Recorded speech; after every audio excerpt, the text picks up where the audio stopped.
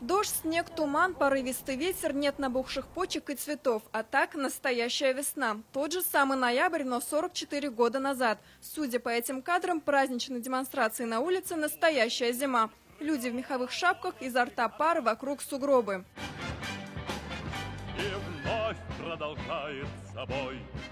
Обещанного синоптиками снега 17 ноября, похоже, ждать не приходится. В Татарстане сегодня плюс 13. И морозов не ожидается как минимум неделю. Туристические улицы Казани оживленные, как летом. Очень комфортно. Мы гуляем с ребенком. В принципе, вот без шапки, без перчаток.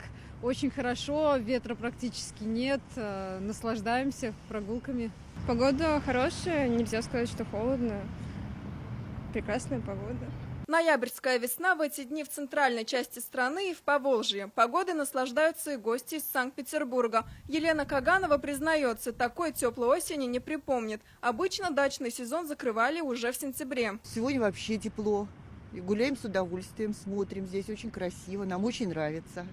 Очень комфортно. Снежный покров в большинстве районов республики продержался меньше недели. Причина резкой смены температур – теплые воздушные массы с Атлантики. Они блокируют северный холодный воздух. В выходные дни, значит, опять же, осадки маловероятны. Под влиянием поля повышенного давления будет погода формироваться, но температуры будут выше, по-прежнему выше нормы. До 3-8 градусов в воскресенье, а в начале следующей недели, получается, до 5-10 градусов тепла. Синоптики предупреждают, в ноябре морозов татарстанцам ждать не стоит. В народе говорят, какая погода в ноябре, таким ожидается и апрель. Но мы уже сейчас не видим разницы. Диляра Шарипова, Данил Филатов, ТНВ, Казань.